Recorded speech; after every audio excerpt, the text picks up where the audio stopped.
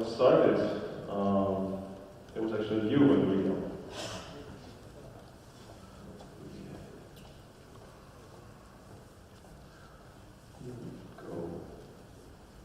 Yeah.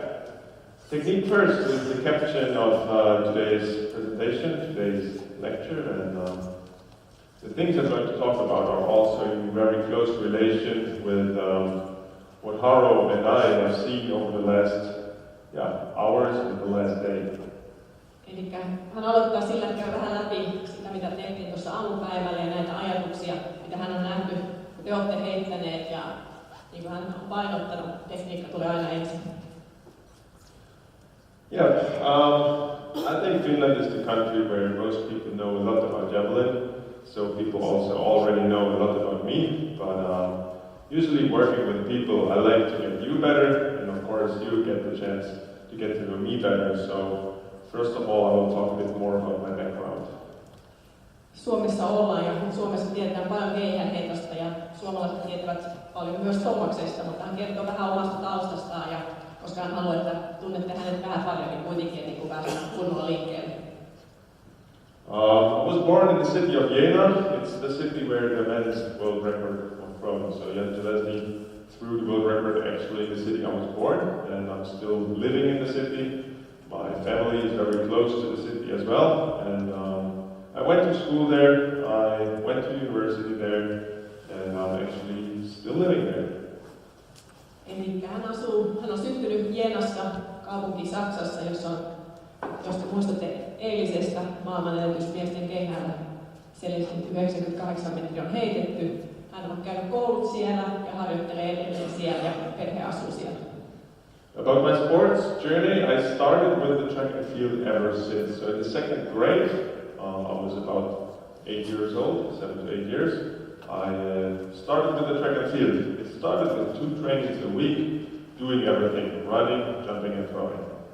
Eli hän aloitti yleisurheilun toisella luokalla 8-vuotiaana ja harjoitteli yleisurheilua 2 kertaa viikossa ja teki ihan kaikki lajit, juoksut, hypyt, heitot. And later on I went to the sports high school in Jena, it's a Sportgymnasium, and there I did at the beginning everything. In Germany you specialize to you went with the age of 14 to 15, this is when we decide, hey, this could be my sport and this could be my sport. And I actually changed to the high jump and the triple jump. Hän siirtyi sitten myös urheilulukioon, joka löytyy myös Jenassa. Ja Saksassa valitaan oikeastaan se erikoistumisen laji noin 14-vuotiaana ja siinä vaiheessa hän valitsi korkeushypyn. So maybe you're asking yourself, now there's the Olympic champion in the javelin, and now he's telling us he started with the long jump, with the triple jump, the high jump, and sometimes the long jump as well. It was the reason because Germany lives with standards, and if you want to stay at an elite school, you have to have a certain standard. And I was just too small. I was one of the boys usually in the 4th place. I was not growing as fast as some of the other boys, so I had to actually choose an event that I was able to make the standard in. Eli syy tähän, että hän valitsi 3 loikkaa ja korkeushyppy on se, että päästäkseen sisään urheilulukioon Saksassa, sulla pitää olla tulokset tietyllä tasolla. Ja hänellä ei yksinkertaisesti keihästulokset riittävät siinä vaiheessa siihen, että olisi päässyt sisään. Hän oli aika pieni nuorena ja hän pärjäsi sitten paljon 3 loikassa ja korkeudessa ja pääsi niissä lajeissa sitten sisään. So how do I get to the javelin? I started really only training the javelin when I was 17 to 18 years old. It was the year 2009, 2010 in the fall time. I'm always thinking about seasons. This is why 2009 I changed to the javelin. And the times before I was always competing on regional level but never training. Eli sitten vasta 17-vuotiaana hänelle tuli päälajiksi keihäänheitto ja hän oli kyllä tosin harjoitellut alueellisissa kisoissa keihäänheitossa, mutta oikeastaan vasta silloin syksyllä 17-vuotiaana harjoittelussa myös päälajiksi tuli keihäänheitto. Yeah, here you see a coaching background. Over the years I had more than 7 coaches now, and it's not because I messed up with everyone, it's because of this journey of being first doing everything, growing up in the club. In the club we had the first 2 coaches that have been working with me. Then there was 2 jumping coaches, and then there was a decathlete coach to make me prepare for the throwing. And actually in the throwing I had 1 coach, and then the hubble that everybody of you have already met over the weekend here. Kuten näette tästä, niin hänellä on ollut 7 eri valmentajaa, ja se ei johdu siitä, että hän ei tullut toimeen näiden valmentajien kanssa, vaan se johtuu siitä taustasta, eli siinä on ollut monta eri lajia. Hänellä on ollut nuorena yleisurheilusseurassa oli valmentaja, kenen kanssa tehtiin kaikkia lajeja. Sitten pikkuhiljaa oli 2 erilaista hyppyvalmentajaa, ja vasta sitten myöhemmin oli yhdessä vaiheessa oli myös otteluvalmentaja, jolla he tekivät hyvin monipuolisesti, ja sitten pikkuhiljaa nyt on sitten ollut 1 keihäsvalmentaja ennen Harroa tällä hetkellä, ja sitten Harro toimi valmentajana. Yeah, and one more fact about my sports career that is, for me, kind of motivating moment, something that I still remember, was making my first national team in 2010. It was a country match between Germany, France and Italy. It's held in the under 20 and under 23 area. And that was the first time I received the national team kit. And this was when I first understood, okay, you maybe have a chance in this sport. Ja hyvin tärkeä hetki hänellä oli 2010, kun hän ensimmäisen kerran hänet valittiin maajoukkueeseen edustamaan Saksaa maaottelussa, Ranskaa ja France and Italia vastaan. Eli se oli hänelle suuri hetki, kun hän ensimmäisen kerran sai pukea maajoukkueen painaa, ja silloin hänelle tuli myös ajatus, ehkä tästä voi vielä tulla jotain. So life is not just about sports, life is also about education. So I assume many of you still go to school. Later on it's maybe learning a job, or it's about going to university. So it's always going on besides sport. And this is so important because we need the security, because we will not get rich throwing the javelin. This is just how it is. And but we decided for the sports, and we have to make sure that whatever happens, so tomorrow it can be over because I hurt myself really bad. And you never know, so you have to make sure that you have something besides javelin. And it's also mentally very important. Hän haluaa myös painottaa sitä, että on tärkeää, että opiskelee urheilun ohella. Voi olla, että huomenna tapahtuu jotain, mikä aiheuttaa sen, että urheiluura loppuu. Myöskään meidän lajissa harvoin tulee niin rikkaaksi, että pystyy sillä loppuelämän elämään. Opiskelu tuo myös turvan taustalle, ja pystytään paremmin saamaan myös tasapainoa siihen elämään, että on urheilu, keihänheitto, mutta on myös opiskelu siinä ohessa. So looking a little bit on my educational steps that I took, is first, as I said before, to sports high school. Later on I went to the university working on my bachelor degree. I did it in sports science and also in economic science. And at the moment I'm still studying in the master's degree, and the subject is marketing and strategy. Eli tässä nähdään vähän hänen opinnot. Kävi tosiaan urheilulukiota, sen jälkeen teki kandin liikuntatieteellisestä, sitten myös kandin taloustieteellisestä, ja parhaimmillaan hän on myös sisällä ja opiskelee sitten myös maisteria varten taloustieteeseen. Tämä on enää markkinointi, kuten ehkä huomaa hänen Instagramista ja muista asioista. Going forward, dream it, do it. Dreams and the actions we take are usually really close related. And in the sports of javelin, we need to be careful with this. Because dreaming of a big distance and acting really, from your emotions can be dangerous.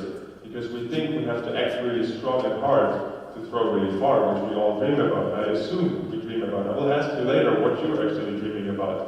And I want to know, or better to say, I want to make sure that you have this dream, but you understand that the way to the dream is a long journey. Eli monesti unelmien ja niiden toteuttamisen välillä on pieni ero, pieni väli. Molempia tarvitaan, mutta on myös ymmärrettävää, että jotta pystytään saavuttamaan niitä unelmia, niin matka sinne on pitkä ja se vaatii paljon sitoutumista ja paljon töitä. Silloin ei voi vaan ajatella, että siihen hypätään, vaan on ymmärrettävä se matka, mikä se vaatii. So when the TV asked me just a few minutes ago, there was this TV team of Röhlerin, they asking me things, and they were asking me, what do you think is important for a young thrower? And I said, they have to understand that it's not about now, it's about in maybe 5 to 10 years. The training you're doing now, you're doing for someone else, for some time later.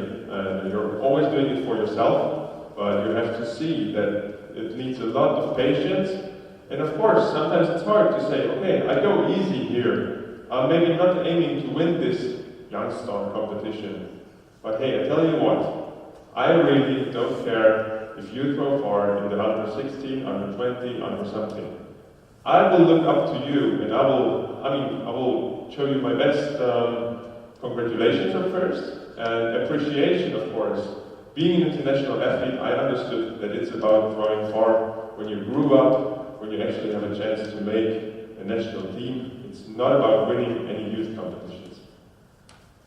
Thomas haluaa myös painottaa, että on ymmärrettävä, että se pitkä ja ne askeleet on otettava kaikki ei tapahdu kerrallaan.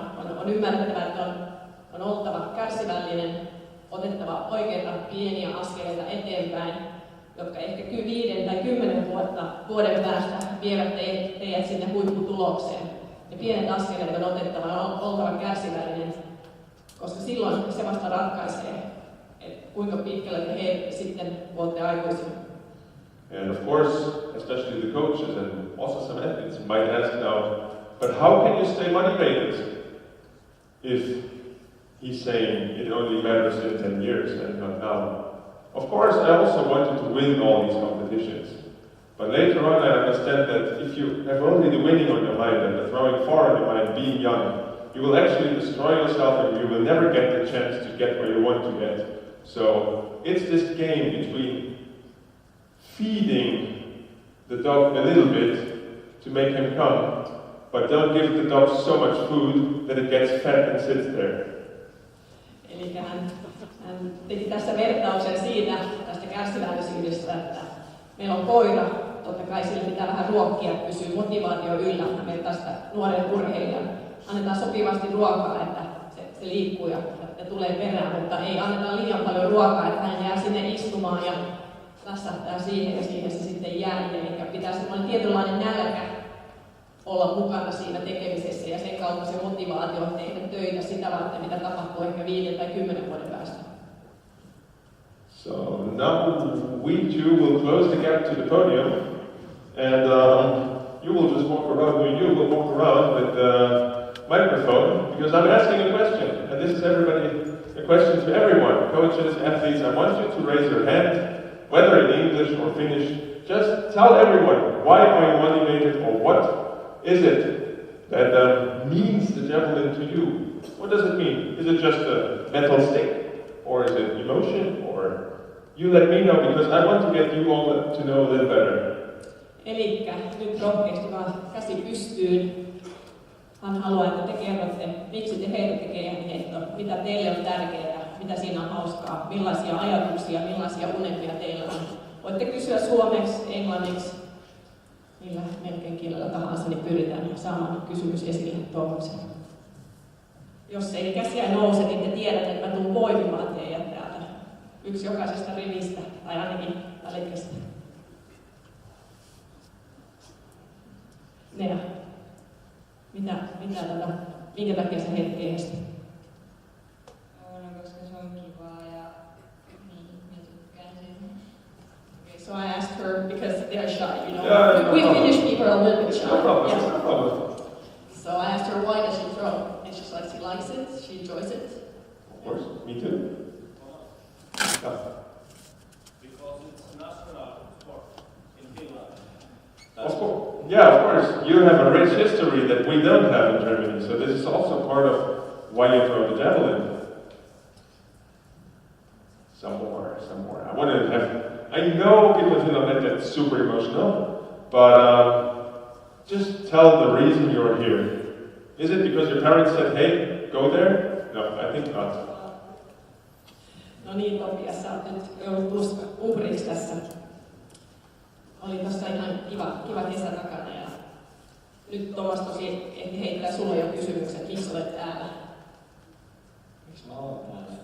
No, mä haluaisin tuoda kuuntelemaan tätä luontoa. Niin varmasti jotain oppia ja sitten kun niin Tomas on yksi sellainen, mitä on katsonut ylöspäin. On silleen fani, niin hieno katsoa että miten siellä huipulla oikeasti hänet on.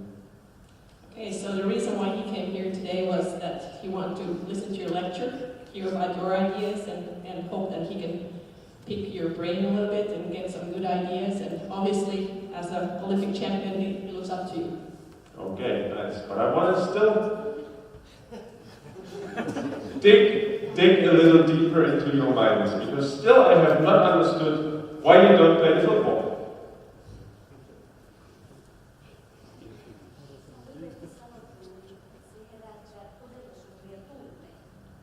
Okay, her answer was, javelin is filled with emotions.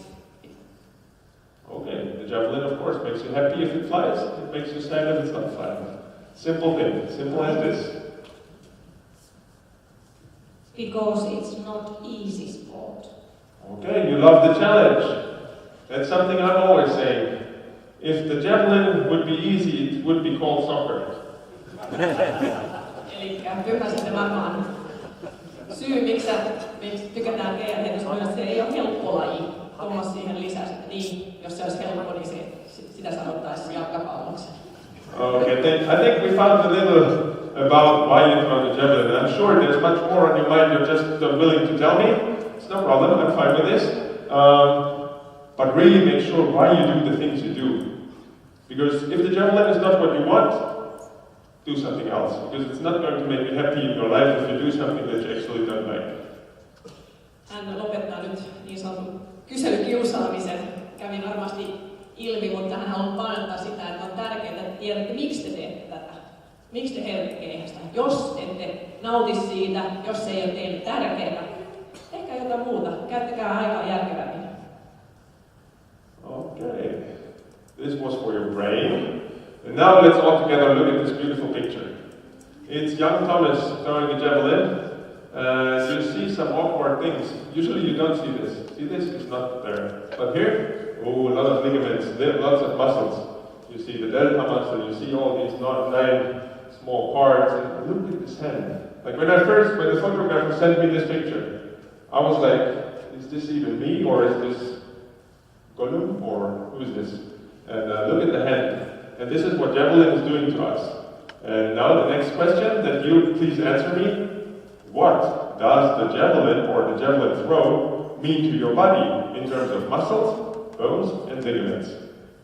Eli nopea käännös. Kuten te näette tuosta kuvasta, niin siinä on vähän kiristyksiä ja lihasjännitteitä. Ja hän ihmettelikin, että toi käsi, että onko se oikeasti hänen käteensä vai onko se Gollumin käsi jostain leffasta. Että nyt hän haluaa, että mietit, mitä keihänheitto tekee teidän keholle, jänteille, luustolle, lihaksille. So all coaches have to know. If you don't tell us, you're just cheating. Athletes, they should know the question, what does it mean to your body? Is it healthy? Is it good? Javelin? Let's play the yes or no game. Is javelin healthy? Onko keihänheitto terveellistä? You don't know, ette tiedä. Javelin is of course a challenge, and it's not good for our body. Hey, we talked about this yesterday. Bam is 1 ton. It's like this small car driving over your foot. This cannot be good. Of course, javelin is a big challenge for our body. Let's keep on playing the yes or no game. Eli jatketaan vielä sen kyllä ja ei leikki, mutta todettakoon nyt se, mikä kaikki tiedämme, että eihän keihänheitto ole hyvä keholle. Silloin kun tukijalka iskee maahan, niin naisella siihen on semmoinen 600-700 kiloa tulee vastaan ja miehillä lähes 1000 kiloa. Että on kyseessä kovat paineet keholle. Mutta jatketaan kyllä ja ei leikki. Ja saadaan teidät vähän aktiivisemmaksi mukaan. So yes or no game. Is there a chance of injury? Onko riski, että tulee vammoja? Yes, yeah. Correct answer. There you go. Ei, oikea vastaus. Can we do training to prevent the injury? Pystytäänkö me harjoittelulla ennaltaehkäisemään vammoja? Good. Nice. It's this or that question. Is it easier to make training for the muscles, or is it easier to make training for the bones and the ligaments? Kumpa on helpompaa? Harjoitella lihaksistoa, jänteitä vai luusta? If you say it's bones or ligaments is easier, raise your hand. If it's easier to do the muscles, do nothing. Eli mikäli olette sitä mieltä, että luuston ja jänteiden harjoittaminen on helpompaa, nostakaa käsi. Jos te olette sitä mieltä, että lihaksiston harjoittaminen on helpompaa, älkää tehkö mitään. You were answering them for them. I see the They don't answer. have to do anything, they know. Perfect, So training for bones and ligaments, it's much more hard, it's a bigger challenge than training the muscle. The muscle, all the influencers can do. All the YouTube stars, all the bodybuilders, they are training the muscles, big muscle. That's easy. You go to the gym, do the training, eat the protein, okay, good. But this is not what makes it for the javelin. Eli on huomattavasti haastavampaa harjoitella luustoa ja jänteitä vahvaksi. Lihaksisto on maailman helpoin juttu. Riittää, että menet punttisalille, riittävästi protskuu ja lihakset kasvaa. Mutta se ei ole avain pitkiin heittoihin keihässä. Okay, so together, athletes and coaches, we have to find a way to first understand why is it looking like this? Why is there so much stretch in the body? And after that, we have to understand how to use the stretch. Eli sekä valmentajien että urheilijoiden on ymmärrettävä, että mitkä ovat nämä haasteet, mitkä kehonheitto asettaa keholle ja mitä sen eteen pystyy tekemään, jotta ne kestävät. Alright, enough questioning, so we leave you alone, you can relax again. He's going away, no problem. Ei ole tulossa kysymään lisää, voitte hengähtää hetkeksi. This is actually my answer to the question before. What does it mean to your body? I just say, okay, it's a big challenge, and because I'm super positive. I have seen people that say just don't do the javelin because it's so dangerous, and I have seen people that didn't care. So I think something in between is the healthy and the professional way. Eli hän kokee olevansa itse aika positiivinen henkilö tai ihmisen, eli on kohdannut ihmisiä, jotka sanoo, että hei, älkää heittäkö keihästä, se on liian vaarallista, te tuhoatte paikanne. Ja toisaalta tekemällä asioita oikein, ja niin voi todeta, että se on haaste. Se ei ole ongelma, se on haaste. So what do we learn from all what I've talked? It means we have to go step by step by step to prepare our body right for all the forces. A small example, I can pick a person from the street. I can put them or her or him or whoever into a position, I can make him run, and he will actually have all the energy it needs to throw a javelin 90 meters. But he's just not able of handling the forces. He's just not able to handle it, but he's able to produce the force. Eli tässä on taas rakennettava askel kerrallaan. Tuomas heitti esimerkkejä, että voi olla, että ottaa vähän urheilusemman tyypin tuosta kadulta ja hän opettaa hänelle, että miten pitää juosta, miten pitää tehdä ja heittää keihästä. Ja hän pystyy ehkä tuottaa niitä tehoja, mitä tarvitaan, mutta pystyykö hän kontrolloimaan niitä? Se on sitten ihan eri juttu. So the javelin throwing is a really complex movement, and this is why our training programs are so wide. So from Monday to Friday, I can do 10 different things, 10 different sessions, and I will become better because the javelin is as complex as it can get. Maybe the gymnastics is also very complex in terms of timing, in terms of body coordination, about body feeling, and the javelin puts up the game. We are even more faster. It's a lot more forces that occur in the javelin because we run so fast. So everything we have to do needs to be prepared. Eli keihänheitto hänen mielestä kuuluu haastavimpiin lajeihin. Ehkä yhtä haastava on voimistelu. On oltava ajoitus kohdillaan, on pystyä kiihdyttämään, on oltava kehon hallinta, kaikki pienet asiat on pystyttävä kontrolloimaan. Ja se tarkoittaa myös sitä, että sitä pitää pystyä harjoittelemaan todella monipuolisesti koko ajan. Tuomas sanoi, että tekee ehkä 80 harjoitusta viikossa ja kaikissa harjoituksissa hakee vähän eri asioita. So this side of myself is saying that in my opinion, and this is what I really stand for, is that the javelin is of course not a play-yard sport. It's not a sport for someone coming, finding a javelin, oh cool, I'm a javelin thrower. No, this is not the way. The javelin thrower is actually the perfect athlete, and it's maybe one of the most, besides the decathletes within the sports of track and field, we are maybe the fittest, the most athletic athletes, and then we can pick up the sport. If we are not willing to do so, if we are not willing to put in the work to prepare ourselves a weapon, a human strong weapon, we are not ready for the javelin. Eli kuten tässä hän on kirjoittanut, että voi kuulostaa kovalta, mutta keihänheitto ei ole leikkipihaa varten. Se on laji, joka vaatii paljon ja oikeastaan hän suostuu sanoa, että ehkä 10 ottelijat on yhtä monipuoliset, mutta sen ohella niin keihänheittajien pitää olla todellisia kovia urheilijoita. Pitää pystyä tekemään melkein mitä vaan. Ja vasta sen kautta pystytään ymmärtämään ja saamaan sitä, mitä laji vaatii. To understand all these things, a javelin thrower needs a few bits of knowledge, and I think the physics are most important. So when you're in school, please listen to the physics. Eli tässä palataan vähän koulupenkille ja hän haluaa muistuttaa, että keihänheittoa ajatellaan myös hyvä ymmärtää vähän fysiikkaa, eli kannattaa siellä olla hereillä koulupenkillä, kun fysiikkatunneilla.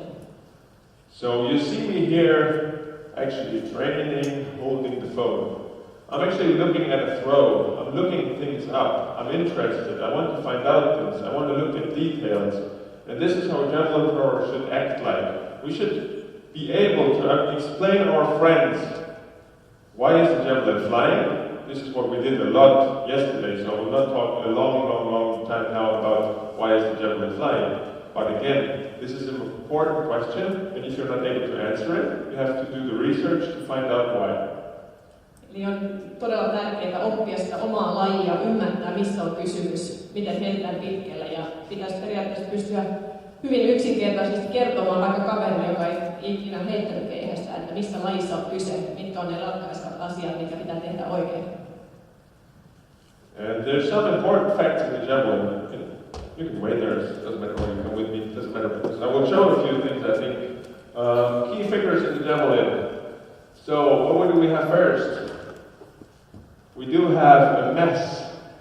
So, important thing, it's getting more. So when you're young, you start with 400, 500, 600, male, 700 and 800. So what we are holding actually is a mass, but what we have to understand in the comparison to all other events, we are not throwing something heavy, we are throwing something really light. Eli lähtökohtana on, meillä on väline, keihäs, massa. Se painaa vähän eri ikäluokissa, tytöillä ja pojilla eri painoisia, mutta tärkeää muistaa verrattuna kaikkiin muihin heittolajeihin, että kyseessä on todella kevyt väline. And very typical thing for the javelin is of course that we are accelerated. So we run and our center of gravity, our main mass of the body is getting accelerated. And this is like an average number. It really doesn't care about the numbers too much. It's an average number for me, it's the 7 meters per second run up, and V is always standing for the speed, of course. Eli sitten puhutaan nopeudesta, kehon painopisteen nopeus heitossa, eli kyseessä on kiihtyvä liike. V tarkoittaa tosiaan vauhtia, ei ole V-vauhtia, vaan se on speed tietysti englanniksi. Ja tämä 7 metriä sekunnissa on semmoinen keskiarvo, millä nopeudella Tuomas lähestyy viivaa heitossa. And then we come to the block, and it's about 9 to 10 times the mass of your body weight. So when you come into block, added with the force you have from the run-up, it's about 9 to 10 times what you have on the mass of your body. So if you weigh 50 kilo, it's going to be 5,000 kilo. or a little less, depending on how fast you run. So, and ask yourself, what do we learn from this? It's not just a number, it's not just because it's fun talking about the number, it's because this tells us something about our training. Eli sitten päästään tukijalkaan. Tukijalkan paine, kun tuki iskeytyy maahan, on noin 10-kertainen siitä teidän omasta kehonpainosta. Eli miksi hän ottaa tätä esille? Ei se ole sitä, että halutaan brassalla numeroilla, vaan siitä, että syntyy ymmärrys, mitä se keihäheitto vaatii, millaisia voimia meidän pitää pystyä ottaa vastaan siinä heitossa. And of course, this is something we worked on all morning. Everyone that was throwing today and yesterday, we were working here. So the angle, and actually there's angle of attack. This moment is the angle of attack, so I adjust the javelin, and then let's imagine I get the javelin out of my hand. That's the angle of release. And of course, between angle of attack and angle of release, there should be zero change. This is why we do the training. At the moment, most of you have about 10-degree change. So you're looking to get the 10-degree change between angle of attack to angle of release to zero. So when the javelin is going from here out of my hand, it should go the same way, all the way to there. Ja sitten otetaan vähän lähtökulmia mukaan. Aika ihanteellinen kulma on 35 astetta.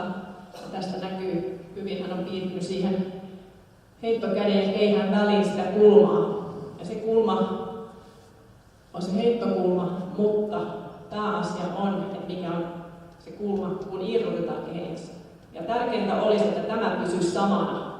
Tällä hetkellä suurimmalla osalla teillä on heittää semmoinen 10 astetta, joka tarkoittaa sitä, että se keihän asento muuttuu siinä ja siinä hukataan nopeutta. Eli ideaalitilanne on se, että se lähtökulma on sama kuin irrotuskulma ja lähtee samansuuntaisesti, se veto jatkuu siihen eteenpäin. The reason a lot of people have been asking me, like, do we have to turn? Do we have to push? Some that know my website better, I kind of challenge myself because I got like thousands and thousands of messages of people asking me, hey Thomas, do you push or pull or drive or turn, or what do you do with your hip? And in a very philosophic way, I try to explain in this blog that actually it's about explanation. The goal we all have is to maintain the run-up speed into our hip speed when we strike. If it's from explaining more a turn or a push, doesn't matter. It's just alignment and actually the number of the speed that connects for a right-handed thrower to the right hip.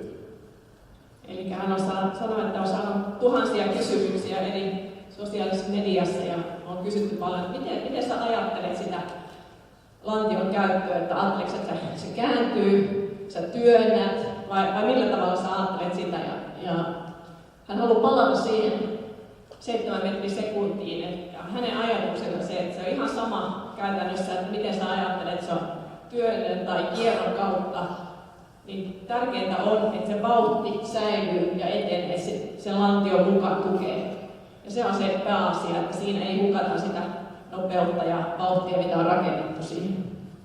So in terms of biomechanics, it means if I'm really strong here, if I'm good on my right foot, I am able to actually maintain the hip speed or even increase it. In the moment I come in the penultimate, I get on my right foot, of course the energy is getting transferred. It slows down just because the landing is happening, but then the strong motion from the right is coming again. And if you do things right, and I have these numbers of my own, you're actually able to accelerate the run-up speed even more into a hip speed just because of good and strong work from your right. Eli se, miten hän ajattelee asiaa, on se, että siinä pitää säilyttää, ja hänellä on jopa biomekaanisia tutkimuksia omista heitossa siinä, että pystyy jopa lisäämään lantion nopeutta. Että totta kai kun tulee oikealle jalle alas oikeakätisellä heitteellä, niin se jonkun verran jarruttaa, mutta tarkoitus on, että pääset sitten kiinni tukeen mahdollisimman hyvin niin, että se jopa vauhti lantiossa kiintyy. Why? Why do we have to do this? Should be easy explanation, because we are looking for this, we call it the bow tension. This is why we want to build up this and stay back here. Simple as this. Eli miksi halutaan sitten saavuttaa näitä asentoja tai saada sitä nopeutta siihen lantioon? Hyvin yksinkertaisesti pyritään luomaan kaarijännitystä, eli saamaan sitä jännitystä lantioon ja samaan aikaan pysyy yläkroppa takana ja käsi takana, että saadaan se koko vartalon kiristys siihen. Okay, and this is the final thing. This is what we all do it for. Good angle and good release. Angle and speed, of course. And this together makes something fly. This is basic physics.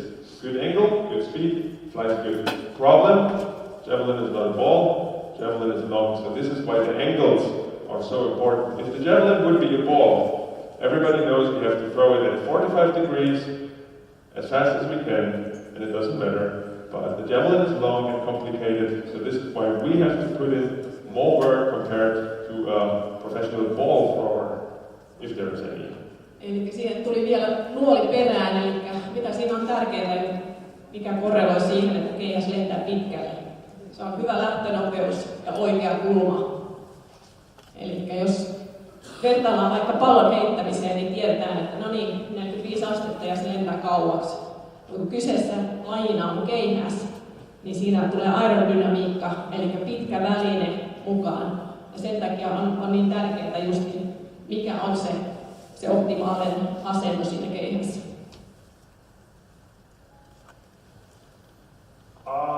Coaching here, I must say that some of you think super complicated. I have to do a lot of things to get it right. My philosophy, do as less things as possible but reach the same. So, simple as another chart saying simplicity. Think simple, but think efficient. So I don't want to lose and spend all my energy to throw far. I have a life, okay? I still need some energy. So I'm not putting all the energy into javelin. I need to be efficient. So I want to have maximum output with minimum input. And if I have maximum input, what is that? I have superhuman output. Okay, this is efficiency. Eli hän haluaa nostaa tässä tehokkuus esille. Hän on huomannut, että moni täällä ajattelee asioita turhan monimutkaisesti. Hän kokee itseään, että on todella tärkeää ajatella hyvin pelkistetysti ja tehokkaasti, mitä mä haluan tehdä ja mikä on helppo ja nopea tapa saavuttaa sitä. Eli silloin jää myös energia muihin asioihin, tehokkaasti pystyy harjoittelemaan ja keskittyneen pysyy niissä muutamissa asioissa. Ei niin, että ruvetaan 10 eri asiaa miettimään siinä heiton aikana. Good. Maybe one more picture of this, why I think so much like this. Of course, I study the business, and in the business it's important. You want to have a good product that is really cheap to produce, so you can sell it really expensive. Of course, everybody gets that. So if you can produce something cheap, and you can sell it really expensive, what happens? You're going to be rich. The same thing in the javelin. If you're able to do something great with just a little bit of input, you're going to be the best. Eli hän tässä haluaa vähän soveltaa tähän taloustieteen ajatusmaailmaan. Jos halutaan olla onnistunut yritysmaailmassa, mikä on se avain siihen? Se, että pystyy tuottamaan yksinkertaisen tuotteen, joka myy hyvin. Maksimaalinen tuotto, pistää hyvät katteet päälle ja ching ching kassaan. Eli sama ajatus, hän ajattelee, samalla ajatuksella hän lähestyy keihään heittoa. Käyttää sen ajatus ja energia siihen mahdollisimman tehokkaasti, jotta se ulosanti ja ulostulo on mahdollisimman tehokas ja hyvä. Let's talk a bit about control. This picture is very dynamic, and this is why I used it for control, because competition can be kind of mentally confusing, can be challenging, because you have the photographers, you have your own emotions, You have the people screaming, you have your parents there, your coach, so you get kind of excited. And at the same time, you have to do a very, very complex movement. So everything we do in training should aim for that you are your best controller of yourself. So you should always be under control of what's happening. If the javelin is throwing with you and you not with the javelin, it's a big problem. Eli hän haluaa painottaa kontrollia kilpailutilanteessa. Siellä on vanhemmat, siellä on katsomossa, katsojia huutamassa, kannustamassa, siellä on valmentaja.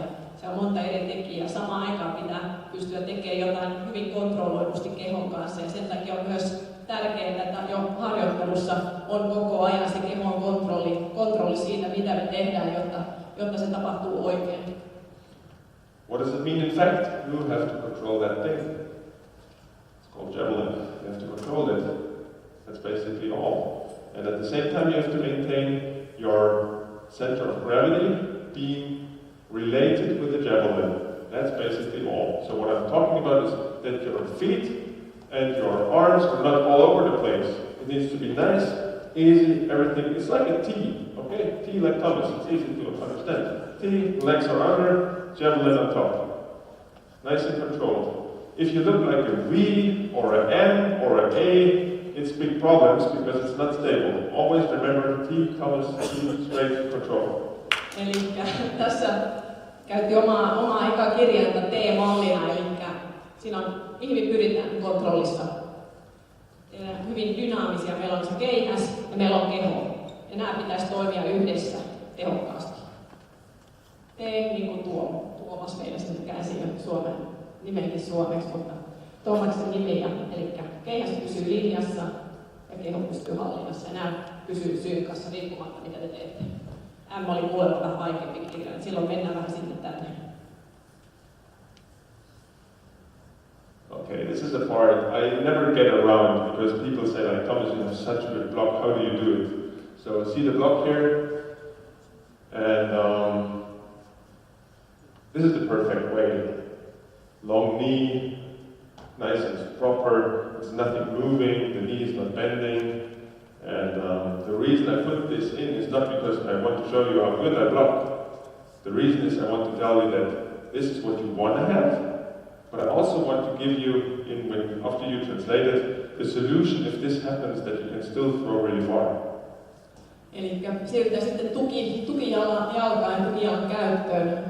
Hän on saanut palautetta siitä, että hänellä on erittäin hyvä tukijalka, kuten tästä kuvastakin voimme nähdä.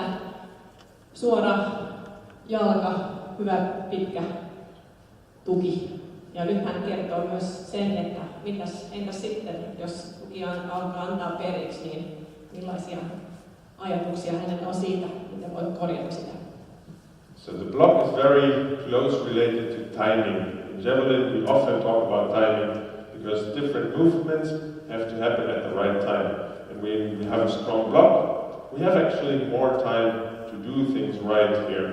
Now imagine something happening here, also something happening here. If this is strong, nothing happening here. This one is soft, something happening. Eli kun puhutaan tukijalasta, niin silloin kun se on suora, niin on hyvin helppo. Silloin se ei millään tavalla aiheuta hämminkiä tähän yläkroppaan. Jos tämä antaa periksi, niin sitten myös yläkroppa lähtee liikkuu sen mukaan. Eli silloin on heti huomattavasti enemmän tekijöitä, mitä pitäisi pystyä kontrolloimaan. So, but reality shows us that there's elite throwers and also young talents that are just not able to do this. Ja kun kyseessä on ajoitus hyvin pitkälti, niin tiedetään myös, että löytyy ihan huippuheittäjiä, jotka eivät, myös nuoria, jotka eivät pysty se tekemään. So the reason for this, sometimes it's just because you're not strong enough, but after like 2 years of training in the javelin, you will find out that it's just not working. You're strong, you have big legs and everything, but it's not working. And having some examples, Röhlerin, Julian Weber, Jakub is fine, but Vesely, for example, they all throw over 85 meters with actually a foot and a knee bent like this. On kuitenkin olemassa ihan maailmanluokan heittäjiä. Mä luettelin tässä Röhlerin ja Tšekin pojat muun muassa, jotka kaikki ovat heittäneet todella pitkälle myös tällaisesta asennosta. And did you ever ask yourself, why is it even possible? Your coach always tells you, if you don't do this, you will never throw far. This is what coaches say, because they want you to do the good way. But then people get depressed, they go out of javelin, they say, okay, because of this knee, I'm never going to be a javelin thrower. But hey, look at the great results these people had, and just think, why is it working? And it's working because in a small moment, they are strong enough to hold the position, and the momentum, the power, can do the same like here. But the frame of timing is really short, so you have to be a little bit lucky to hit the timing right, but it's working. Eli minkä takia he pystyvät kuitenkin heittämään pitkiä heittoja koukkujalalla tai silleen, että tuvi antaa periksi.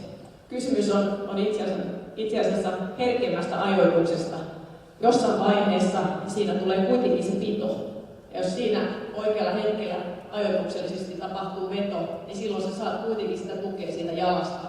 Eli älkää heittäkö kirves kaivoon sen takia, että tuki ei pidä, vaan yrittäkää miettiä, että millä tavalla pystytään silti, ja meillä löytyy esimerkkejä siitä, että pystyy silti heittämään todella pitkälle. Final word to the block, there is always the way to go far. Eli viimeinen kommentti, Tuomaksen kommentti tukijalan käyttöön, aina löytyy tapa heittää pitkälle. So coming into a big stadium or a place where you have never been before, you have to orientate. We've been working on this, I think, so we've been trying to find targets. We're trying to make it as easier to hit the javelin. And for this, in a stadium, I said this before yesterday evening in the demonstration, you have to orientate. You see things in stadiums. You always see a roof, some trees, maybe the clouds. Maybe you see fans with a very bright t-shirt like mine today, and you can see them very well, so use them as a target. It really helps with the orientation. Eli kuten hän jo eilen heittodemossa painotti, niin hän käyttää hyvin paljon sitä, että hänellä on katse jossain tietyssä kohdassa, mihin hän tähtää. Eli tähtäin on hänelle hyvin tärkeä, ja myös se, että kun heitetään kisoja, se voi olla katsoja, jolla on värikäs paita toisella puolella. Se voi olla jonkun talon katto, se voi olla jopa pilvi, mutta että sulla on aina se tähtäin, mihin sä pyrit viemään sitä heittoa. So preparing a competition, I never want to be surprised by anything. I have about 100 photos on my phone of different competition venues. The reason for this, even if it's just some hours before the competition, or it's a day or two before the competition, I try to see actually the run-up. I stand there, I see what's happening, and I also imagine the competition time. If I visit the place at midday, it's going to be bright, the sun's shining. But if the competition is at night, it's going to look completely different. So big stadiums, trust me, even if you have never seen such a big stadium from the inside, they are so different between day and night. So always make sure you have an imagination ready how it's going to look like when you're actually competing.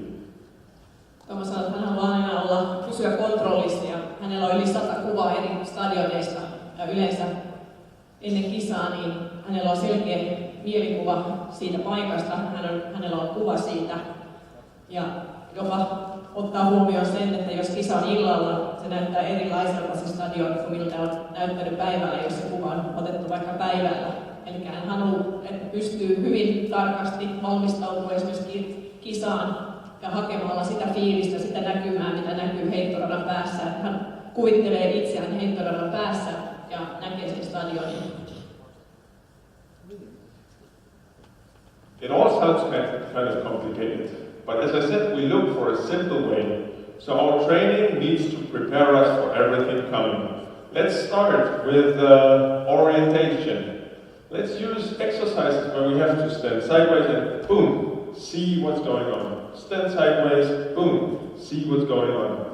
Easy exercise, but you're better at orientation afterwards. And the gymnastics, for example, like in the picture, makes you spin, makes you turn. It's a lot of things. Use the trampoline, spin a lot, and then try to be orientated. Just an example how you apply basic training into javelin throwing. Eli hän ei tykkää ikävistä yllätyksistä ja sen takia hän tekee hyvin paljon tämmöistä, että kuten hän näytti, seisoo vaikka sivuttaan ja kääntyy nopeasti ja pitää pystyä kiinnittämään katse ja tähtää johonkin tiettyyn kohtaan. Tekee paljon voimistelussa liikkeitä, jossa keho liikkuu ja pyörii ja yhtäkkiä sitten pitääkin pystyä ottaa se kiintopiste jostain tietystä kohdasta. Ja tämä tietyllä tavalla valmistaa hänet myös siihen heittämiseen, koska siellä tapahtuu hyvin paljon ja hän pystyy pitämään kuitenkin sen kontrollin ja tähtäimen. Okay, we take this one because people ask me, Thomas, please talk about your training.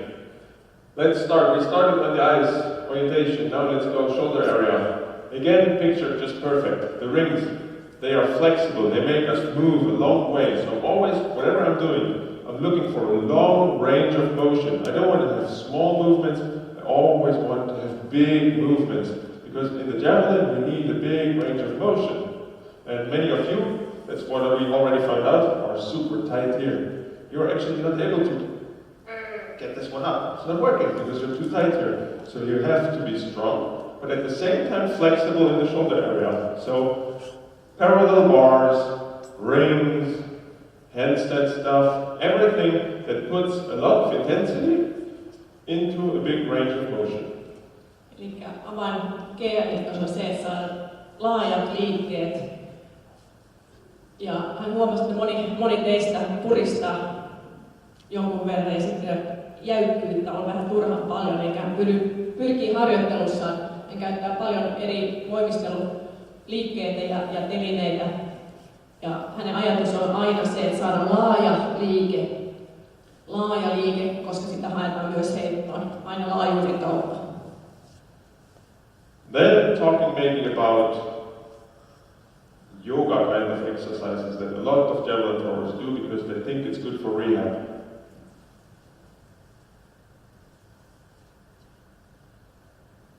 Does that look like javelin throwing? No. Do you have the intensity of javelin throwing? No. Do you have the range of motion of javelin throwing? No. So whatever we do, we try to have high intensity, and it means at least body weight. I have never seen a rubber band that is able to give me body weight. I should use a tire to get the body weight. So what we do for prehab actually needs to be the pattern of movement, the pattern of acceleration needs to be close to javelin throwing. Eli hän puhuu nyt huoltavasta harjoittelusta ja hänen ajatusmaailmassa pitäisi pyrkiä saavuttamaan samanlaisia tehoja myös huoltavassa harjoittelussa kuin mitä tulee GM-heitossa. Ei hyvin pienellä liikeradalla, mutta pieniä liikkeitä, vaan pitäisi pystyä matkimaan keihänheittäjän lajin liikkeet. Ja samaan aikaan hän sanoi, että millä tavalla hän ottaisi kuminauhan ja tekisi tässä. Hän tarvitsisi oman kehonpainon kuminauhan, joka olisi suurin piirtein haupareikas. Because I want to help you, I'm telling you kind of a German secret now. Tulee saksalaisten salaisuus. Because I was in this program 2013. Actually javelin throw there was a huge shoulder and elbow overhead sports injury prevention program and survey. And I will go the long way and you just make a short out of it. Okay, so we went to Munich. We had MRI every quarter year, so lots of MRI scans of the shoulder. And at the same time, we had to undergo different programs. We had to undergo a 15 exercise program for strengthening and also a 10 exercise program for flexibility. Eli hän osallistui kaikkien muiden keihänheittäjien kanssa Saksassa tutkimukseen. Siellä oli myös muita yläpolan lajin urheilijoita. He lähtivät Müncheniin ja siellä tutkittiin magneettikuvauksella olkapäät. Ja sen jälkeen tehtiin liikkeitä sekä vahvistamiseen että muita liikkuvuutta parantavia liikkeitä tehtiin sitten yhdessä siellä ja lopputulos oli, and the result was. One more step, then the result. Group A was the sports band, like you do in a scientific way, and Group B was not nobodies. It was actually pensioners having problem with the shoulder. So the pensioners that were in the study, they had problem putting something over their shoulder. Okay, so from here they needed help. So they had bad problem in the shoulder. In the supraspinatus they had a big issue. So they were the second group doing all the work. Eli tässä tutkimuksessa oli 2 ryhmää. Toisessa ryhmässä oli nämä urheilijat, huippuheittäjät. Toisessa ryhmässä oli eläkeläisiä, joilla oli ongelmia olkapään kanssa, oli vaikeuksia nostaa jotain olkapään yläpuolella, eli oli suprans kanssa ongelmia, ja nämä oli vertauskohteet. So the result, exercises were this stuff, things people do because they think it's good. But we found out that all sportsmen, whether it's badminton, volleyball, the javelin, after 1 year, we all experienced in this pain survey our pain numbers after training, within training, after throwing, within throwing. The pain numbers were slowly going up. Isn't it weird that you're going a program that should help your shoulder and you have more pain than before? Eli heidän piti myös samaan aikaan seurata koko ajan, että millaisia tuntemuksia, kiputuntemuksia heillä on olkapäässä tämän tutkimuksen aikana. Ja oikeastaan kaikilla näillä sulkapallopelaajilla, keihäänheittävillä, lentopalloilijoilla oli koko ajan vähän lisääntyvä kipu olkapäässä heittotreenin yhteydessä tai sen jälkeen. Okay, we did this for 2 years, and in the 3rd year, we only did all the stretches, all the mobility things, all the things that make you more long and things. And it was actually the first year when we experienced the pain going down a bit. And the MRI is now the interesting part. What did this show? It showed that our capsula and also our ligaments in the shoulder, they built like a liquid protection area. And it grew bigger and bigger and bigger. And the capsula went smaller and smaller and smaller. And the range of motion, the measured range of motion we have, went smaller and smaller and smaller. Of course, we were still throwing the javelin. Of course, we were like, with a lot of power going into the range of motion we passively didn't have anymore. Eli 2 vuotta he tekivät näitä liikkeitä ja oikeastaan 3. vuonna vasta ruvettiin hakemaan sitten liikelaajuuksia ja liikkuvuutta siihen. Ja kuitenkin 2 vuoden aikana, kun seurattiin sitten myös magneettikuvauksissa, niin huomattiin, että sen sijaan, että olisi lisääntynyt liikelaajuudet, niin itse asiassa liikeradat olivat supistuneet ja olkapään ympärillä oleva kuppi oikeasti tiukkeni koko ajan. So the big conclusion, think javelin, don't think normal person life. Eli yhteenveto tästä, muistakaa aina heitto, te ette ole eläkeläisiä, jotka vahvistatte olkapäitänne. Next part, core area. So of course, yes, there's abs, but they're not there for the beach. They're there for the javelin actually, because this is maybe the most important part. Because the energy comes from the ground up, and needs to end in my arms.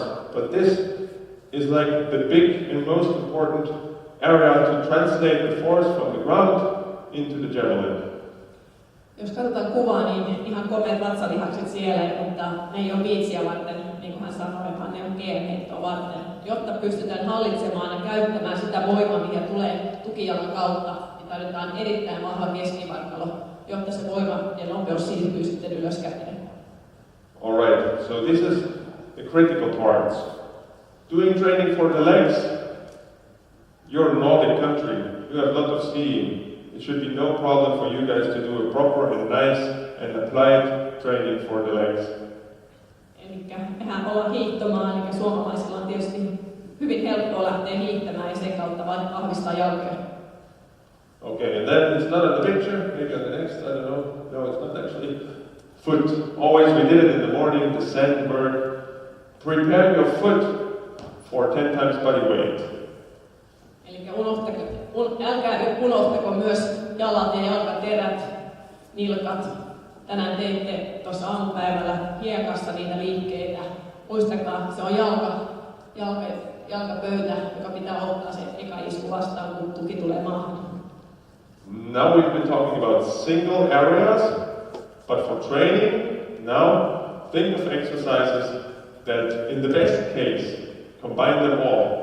Okay, so the perfect exercise is the one that is coordinated, intense, and also kind of fast for the javelin. So we are always, Halo is saying this over and over. When he's doing coaching seminar in Germany, he's talking about Ganzkörperbewegung. It's called whole body movement. Elikkä ollaan hyvin paljon puhuttu nilkasta, polvesta, keskivartalosta, mutta keihäänheidossa on kyse näiden kaikkien yhdistämisestä. Ja silloin kun Harro ja Tuomas pitää valmennusseminaaria muuallakin, niin koko ajan puhutaan siitä, että koko kehon käyttöön eri liikkeissä. Okay. Raise your hand if you have ever seen a picture of Thomas training at a machine. Nostakaa käteenne, jos te olette jossain Instassa tai muualla nähneet kuvan, jossa Tuomas käyttää jotain laitetta, kiinteitä laitetta harjoittelussaan. He's got one. Show me. I want to see on a cable machine. Te nostatte käden, niin näyttäkää hänelle se kuva.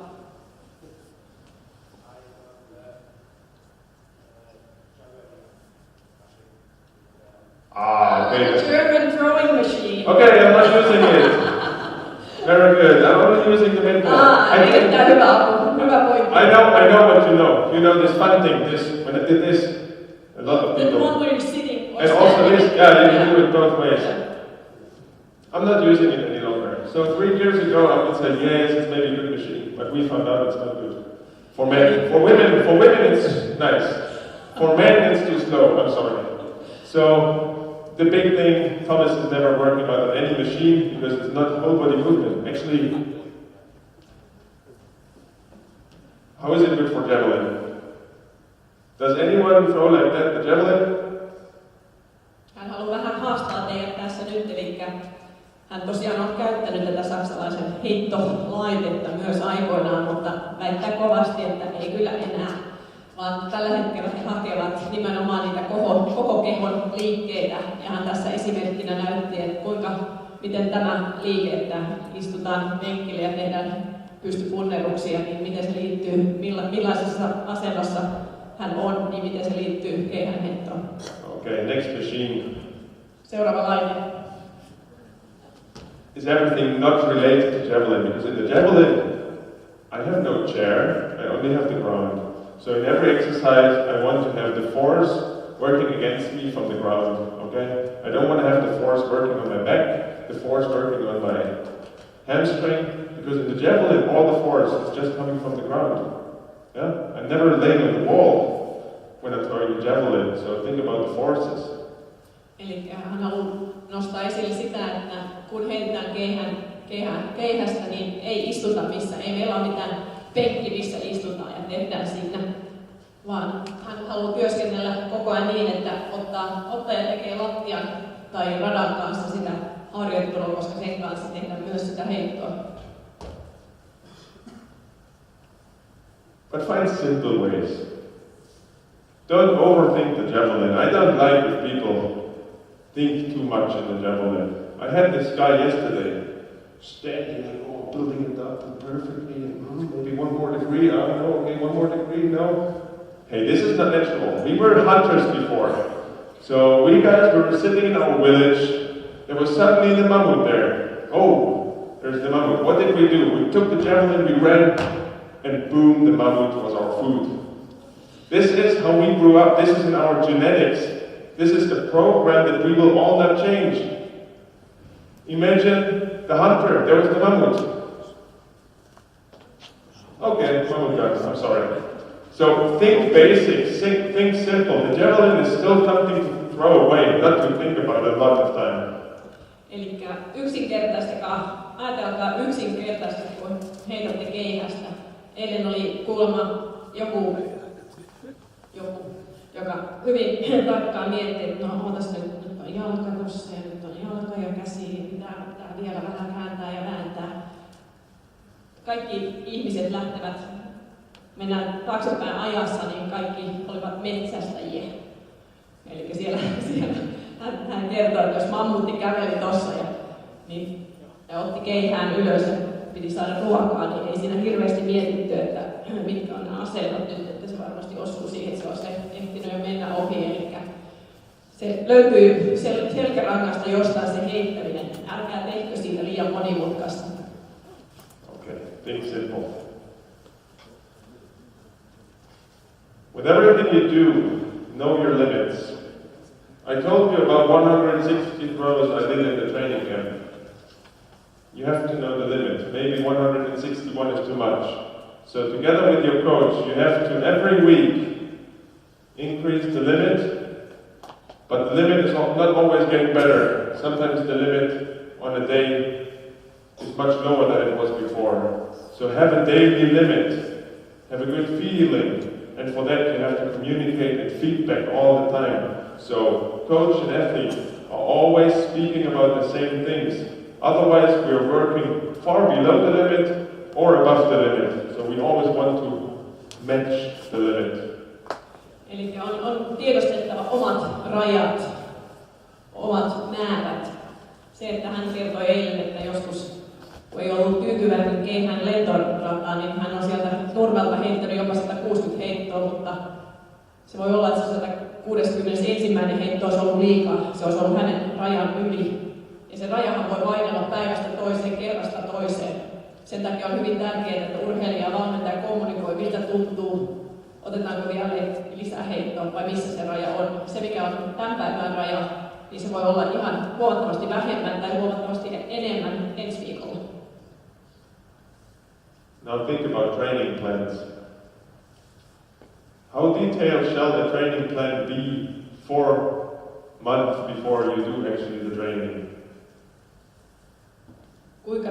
Kuinka paljon yksityiskohtia harjoitusohjelmassa pitää olla? Eli nyt puhutaan harjoitusohjelmien suunnittelusta.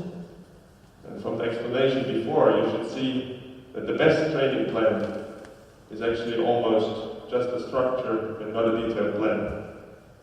Eli tärkeintä on se, että löytyy ajatus, millaisena se muodostuu, mutta ei niin tarkat yksityiskohdat. Eli on selkeä ajatus siitä, miten se harjoitusvuosi rakentuu, mutta ne yksityiskohdat tulee vaikka sitten pikkuhiljaa.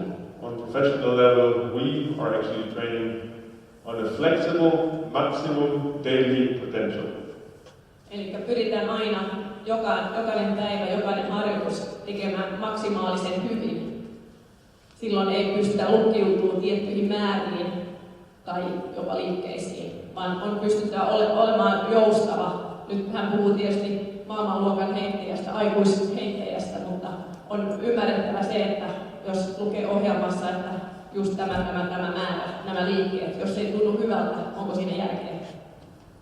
And to get close to your coach and your coach getting close to you and you getting close to your team and your team helping you, you have to communicate. Ja kaiken pohjalla on hyvä kommunikaatio urheilijan ja valmentajan välillä, molempiin suuntiin. Ja koko tiimi niitä löytyy siinä ympärillä, sen urheilijan ja valmentajan ympärillä. Silloin kun kommunikaatio toimii, silloin pystytään myös tekemään muutoksia. And this chart actually, the next points that are coming are very serious to me because I also did mistakes before there. And also, especially today, me and Hubble, we sat together and we said like, hey, we are actually a little sadly surprised about how bad the feedback is done in the gym. When we're working out, the kids doing mistakes, coaches are like, and the kids are like, kids are always up to feedback. And coaches have 5 seconds for feedback. Because our brain, this is what science knows, we don't have to ask this, it's in all books. If something happens and we want to adjust what our brain will put on the memory, we have 5 seconds, and 5 seconds is not much. And if you then don't receive any feedback, and you didn't kill yourself in the movement, your memory will put it on okay.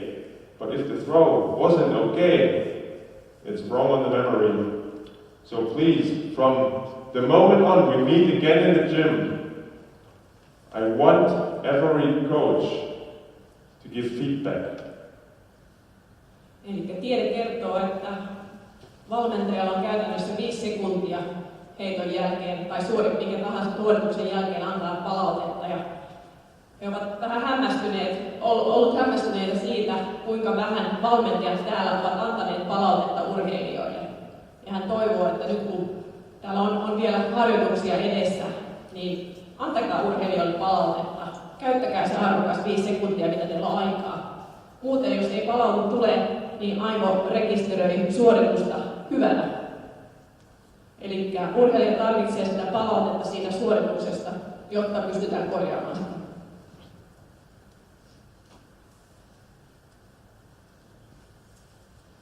A very fourth row that you will ever have is, of course, a team production. Eli hän nostaa tässä esiin asioita, jotka ovat hänelle hyvin tärkeitä, joita hän kokee, että on hänelle suuri merkitystä. Eli jokainen pitkä heitto on tiimin yhteinen tulos. Every bad day is a day wasted. I want to see happy people working out, not sad people. Eli hän haluaa nähdä iloisia ihmisiä. Ei niin, että huono päivä on hukkaan heitetty päivä. Every story told is knowledge shared. That actually just means I'm lazy. I just listen and learn. Otherwise, I have to experience all the things. But people threw the javelin before, so there's a lot of knowledge, and I can use the knowledge. Eli käyttäkää hyväksi sitä tietoa, mitä löytyy. Jokaisella tarinalla, jokainen jaettu tarina on tieto, joka viedään eteenpäin. Hän sanoo, että hän tykkää olla laiska. Hän kuuntelee mielellään, mitä muut ovat tehneet. Kuuntelee muiden kertomuksia, sitä kokemusta, mitä löytyy muilta, ja hyödyntää sitä itse. Every hidden pain or issue is cheating the person that is caring to you. Think about plans, think about the relationship to your coach, and think about taking decisions. And now think about you don't tell him if you have a problem. He will take the wrong decision for you, so you're cheating his work. He doesn't need to work with you. He can go and take another athlete. So be good to your coach and tell them what the problem is. Otherwise, they will never be able to make any plan. Sitten tässä seuraavassa kohdassa palataan siihen urheilijan ja valmentajan väliseen kommunikaatioon. Eli kertokaa valmentajanne, jos joku paikka on kipeä. Jos hän ei tiedä, että joku paikka on kipeä, niin miten hän pystyy muokkaamaan harjoitusohjelmaa sen mukaisesti, ettei se pahene.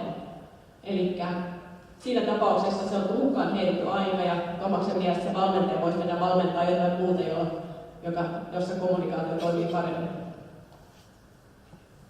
A very fun day of training is what we do it for. Hey, this is life. I picked the javelin because it's fun. I like my life at the moment. It's an honor being a professional athlete, and it actually got me being a champion one day. And this is so good, this is so fun, it's always giving me the goosebumps. So hey, we do this for fun. If it's not fun, do something else.